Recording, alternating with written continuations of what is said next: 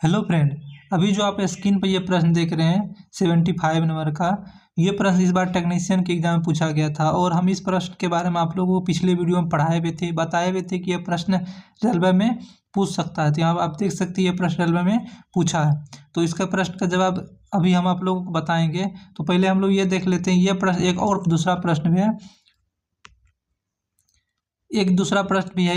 ये प्रश्न रेलवे के कई शिफ्ट में पूछा गया प्रश्न है। रेलवे में कई 4 से 5 शिफ्ट में इस प्रश्न को पूछा था। तो पिछले वाले वीडियो में हमने 2 प्रश्न को आप लोग दिखाए थे, यही सेम प्रश्न था लेकिन पूछने का तरीका अलग था और यही प्रश्न पूछा था। तो चलिए हम लोग दोनों प्रश्न को देखते हैं कि एनसीईआरटी बुक में यह प्रश्न कहाँ से पूछा गया है।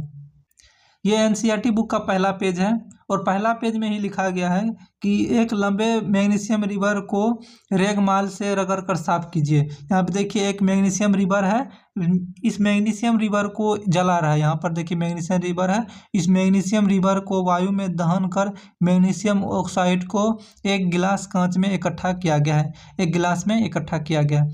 और इकट्ठा करने के बाद क्या क्या बनता है, हम पीछे अगले चैप्टर में चलते हैं। तो यहाँ देखिए क्या लिखा है, जब आप मैग्नीशियम रिवर को जलाते हैं तो एक श्वेत लौ के साथ जलता है।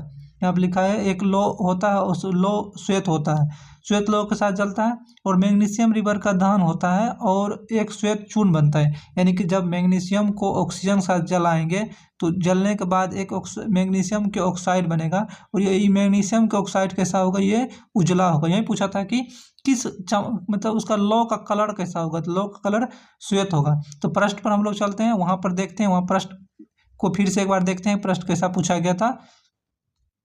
75 नंबर का प्रश्न कह रहा है कि जब मैग्नीशियम का वायु में दहन होता है तो ज्वाला का रंग कैसा होता है। तो ज्वाला का रंग सफ़ेद होता है, यानी कि मैग्नीशियम को जब ऑक्सीजन के साथ जलाते हैं तो बनता है मैग्नीशियम ऑक्साइड, ये भी सफ़ेद होता है। और जलाने वक्त जो लौ होता है, वो बर्नल का जो लौ होता था, तो लौ का कलर भी कैसा था, ये भी उजला था और इसका जो उत्पाद बनेगा उत्पाद भी उजला ही होगा। तो यही प्रश्न कह रहा था कि जब मैग्नीशियम को वायु में दहन करते हैं तो ज्वाला का रंग कैसा होता है, तो ज्वाला का रंग उजला होता है। वहाँ पर भी लिखा हुआ था ज्वाला का रंग उजला होता है। एक बार फिर से आप देख लीजिए एनसीईआरटी बुक, एक बार आप लोग फिर से एनसीईआरटी देख लीजिए। आप देखा होगा कि चमकदार लौ के साथ मैग्नीशियम रिवर दहन होता है, दहन मतलब जलता है। तो यही पूछा था कि उसका लौ कैसा होता है, तो ये चमकदार होता है। आप देख सकते हैं एनसीईआरटी बुक से कितना अच्छा अच्छा प्रश्न पूछे जाते हैं।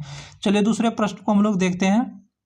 दूसरा प्रश्न जो 49 नंबर का है, प्रश्न कह रहा है कि जब सोडियम सल्फेट और बेरियम क्लोराइड को मिला दिया जाता है तो मिलाने के बाद क्या बनता है। तो चलिए हम लोग एनसीईआरटी बुक पर चलते हैं, वहाँ देखते हैं क्या बनता है, उसके बाद इसमें सही का निशान हम लोग लगाएंगे। यहाँ देखिए आप देख सकते हैं, जब सोडियम सल्फेट को बेरियम क्लोराइड के साथ मिला दिया जाता है तो बेरियम सल्फेट और सोडियम क्लोराइड बनता है। कैसे बनता है, यहाँ लिखा हुआ है कि बेरियम पर डबल प्लस आयन होता है, हम पिछले वाले वीडियो में बताए थे। और सोडियम सल्फेट पर भी और सल्फेट पर भी डबल माइनस आयन होता है। यानी कि बेरियम पर डबल प्लस आयन होता है, बेरियम पर डबल प्लस आयन होता है और SO4 पर डबल माइनस आयन होता है।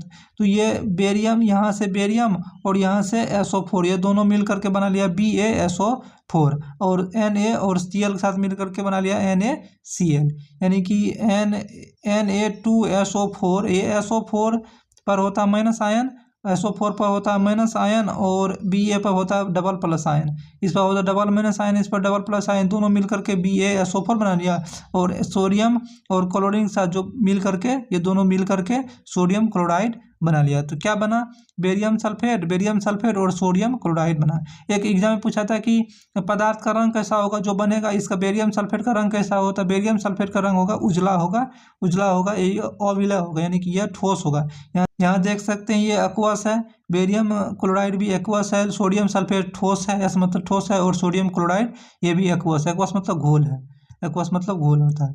तो ये कैसा अभिक्रिया है, अगले आने वाले शिफ्ट में हो सकता है पूछ देगा कि बेरियम सोडियम सल्फेट को बेरियम क्लोराइड साथ अभिक्रिया किया जाता है तो ये बेरियम सल्फेट और सोडियम क्लोराइड बनता है। ये कैसा अभिक्रिया है, तो ये एक तरह का अपक्षेप अभिक्रिया है, अपक्षेप या द्विविस्थापन अभिक्रिया, दोनों बोल सकते हैं। इधर भी दो है, इधर भी दो है, दोनों एक दूसरे से अलग अलग होकर के फिर से जुड़ रहा है, तो ये द्विविस्थापन अभिक्रिया है। चलिए हम लोग प्रश्न पर फिर से चलते हैं, वहाँ देखते हैं कि प्रश्न कैसा था।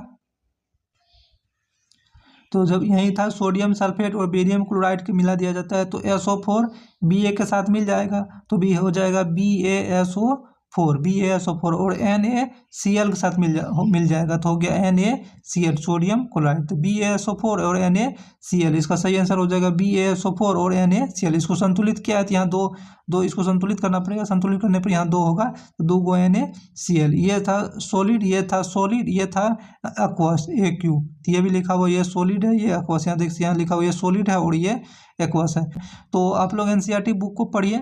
NCERT बुक कैसे पढ़ना है हम छोटे छोटे वीडियो बनाकर आप लोगों को बताते रहते हैं। तो आप लोग हमारे चैनल को भी सब्सक्राइब कर लें, क्योंकि आगामी रेलवे ग्रुप डी का एग्जाम है और इस रेलवे ग्रुप डी में ये सब प्रश्न जरूर पूछेगा और आपका एग्जाम अच्छा जाएगा। धन्यवाद।